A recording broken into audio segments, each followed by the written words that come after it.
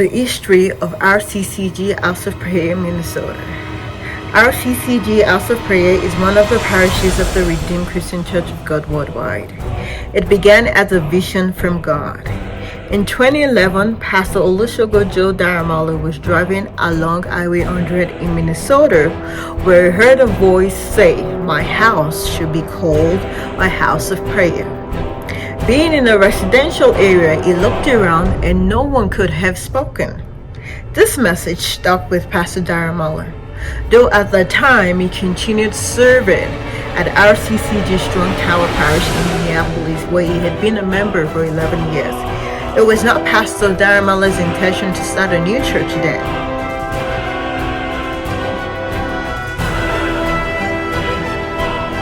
On June 1st, 2014, during a church service, he was called to be prayed for. He was assigned to RCCG Christ Court in St. Cloud, which was quite far from his home. He had to assist the pastor there as the assistant pastor, even though he tried to do fine. His wife, Pastor Daramalo, Pastor Mbimbola Daramalo, persuaded him to accept God's calling. After serving in St. Cloud for a while, he was reassigned to RCCG Restoration Chapel in St. Paul. He served there briefly before being posted to Eau Claire, Wisconsin, which was 3 hours from his home. This meant he and his family had to drive 6 hours round trip every Sunday for church. Despite his personal preferences, Pastor Olusegun Daramalo felt divinely called into ministry.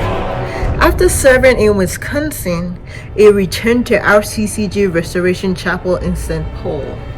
In 2016, he was appointed pastor and commissioned to plant a new church in Shakopee. Searching for a name, the Holy Spirit reminded Pastor Daramalo of Isaiah 56 verse 7.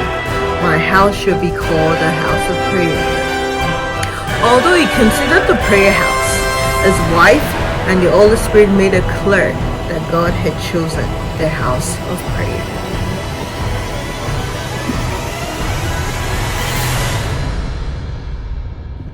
Minister James Rooney, who had merged with the Daramalos from RCCG Restoration Chapel, helped start the new church. The first service on February 12, 2017 at the Holiday Inn in Shakopee had 4 adults: Pastor Olusegun Daramalo, Pastor Mbimbola Daramalo, the late Grandma Comfort Daramalo, and Minister James Rooney, plus 3 children, Joshua, Esther, and Finn Daramalo. The Rotimi family was surprise first-time guests. Minister Fumi Lasisi and Grandma Lasisi became the first official members. The inaugural service was held on March 19, 2017. In the early days, the church faced many challenges. Starting and sustaining the church was an immense struggle. Fundraising proved nearly impossible, so they had to explore alternative ways to keep the church afloat. It was an uphill battle filled with difficulties, but God remained their source of strength. They began holding evening services, adding midweek Bible services, and Friday prayer vigils. At first, Pastor Mbimbola Daramalo led the singing herself, and they sometimes had to rely on YouTube for worship music. Things became even more difficult when they had to transport musical instruments to and from the temporary location before and after each service, which consumed a lot of energy and time. Despite the constant challenges, God saw them through the trying beginnings of establishing the new church. At last, people began to show up. God proved himself faithful, and the church began to grow. The church's first anniversary was held February 2018. Even though things were difficult, glory was our defense.